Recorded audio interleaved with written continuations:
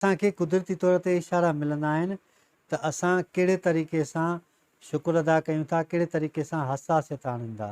नंढे हूंदे मींहुं वसंदो हो त अहिड़ो कमु कंदा हुआसीं त खारो या तगारी वग़ैरह खणी ऐं उनखे काठीअ ते बीहारे रसो ॿधी ऐं उनजे हेठि मथां अन्न जा दाणा कुझु रखी ऐं जंहिंमहिल झिरकियूं खाइण ईंदियूं हुते या ॿिया पखी त असां हुनखे काठीअ खे छिकींदा हुआसीं तगारी या उहो खारो हुन ते किरी पवंदो, झिरकी पकिड़िजी पवंदी।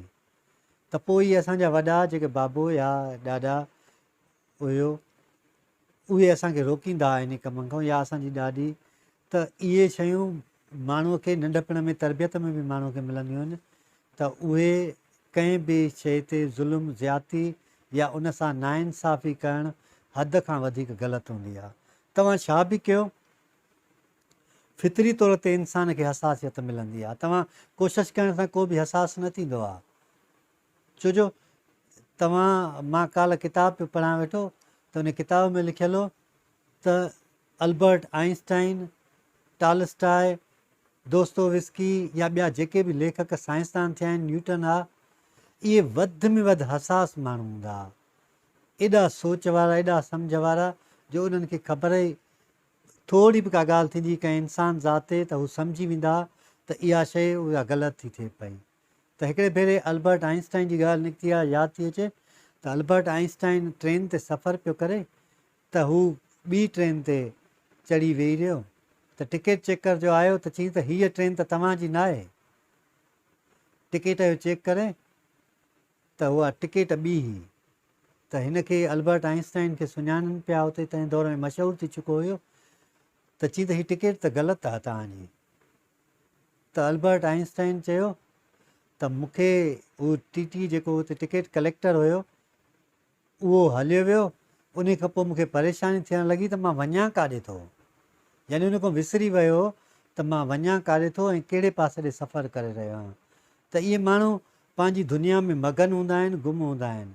अक्सर करे जॾहिं न शाइरी लिखंदो आहियां या कंहिं सोच में वेठो हूंदो आहियां त मुंहिंजो हिकिड़ो दोस्त आहे, उहो जंहिंमहिल अञा शाइरी लिखण जी कोशिशि कंदो आहियां, लिखंदो आहियां, चुप हूंदो आहियां त ख़ामोश आहियो या भोग कंदो आहे या मज़ाक़ कंदो आहे या खड़को थींदो आहे त उहा शाइरी मूंखां विसरी वेंदी आहे सॼी, या को लिखणु नावल वग़ैरह लिखणु शुरू कंदो आहियां त हिकिड़ी माण्हू मुकमल तौर ते हिकु ॿी दुनिया में हलियो वेंदो आहे, तख़लीक़ात जी दुनिया में वेंदो आहे, तख़लीक़ जी दुनिया में वेंदो आहे ऐं क्रिएटिविटीअ में वेंदो आहे। त इहे माण्हू हमेशह अकेला ई हलंदा आहिनि पिया।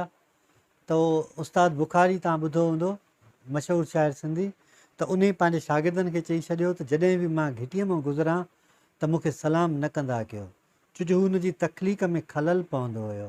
हू सोचींदो ऐं गुज़रंदो, पंधु कंदो वेंदो त हुन जा जेके बि शागिर्द हुया उहे हुनखे सलाम न कंदा हुया, हुनजो मनउ थियल हुई। यानी हू पंहिंजी दुनिया में मगन हूंदा आहिनि, पंहिंजी दुनिया सोच में हूंदा आहिनि ऐं नई शइ तख़लीक़ कंदा रहंदा आहिनि। ॾाढा हसास माण्हू हूंदा आहिनि, ॾाढा सेंसिटिव माण्हू हूंदा आहिनि। उन्हनि खे ॿियनि जो अहसासु हूंदो आहे, ॿियनि जो क़यास हूंदो आहे, हू ॿियनि जी दिलनि जूं ॻाल्हियूं सम्झंदा आहिनि, हू ॿियनि जी हालति सम्झंदा आहिनि, ॿियनि जी पोज़ीशन सम्झी करे ऐं उन बुनियाद ते ई हू ॻाल्हाईंदा आहिनि। ऐं रुखनो विझंदड़ माण्हू त हर जॻह ते मौजूदु हूंदा आहिनि, पर हू उन्हनि जी परवाह खां बग़ैर ई पंहिंजो कमु लाॻीतो रखंदा आहिनि। तंहिंजे करे थी सघेव त पथर दिलि खां वधीक हसासियत जे तरफ़ वधो त जीअं तव्हांजी ज़िंदगी आसान थी सघे। अलाह साईं असां सभिनी खे सिधो रस्तो ॾेखारे ऐं सिधे रस्ते ते हलण जी तौफ़ीक़ अता फ़रमाए।